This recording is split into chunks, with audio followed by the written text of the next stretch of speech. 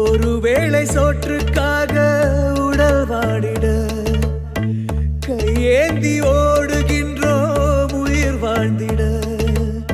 பசி என்ற தீயில் இறைப்பை சாம்பல் ஆகுதே.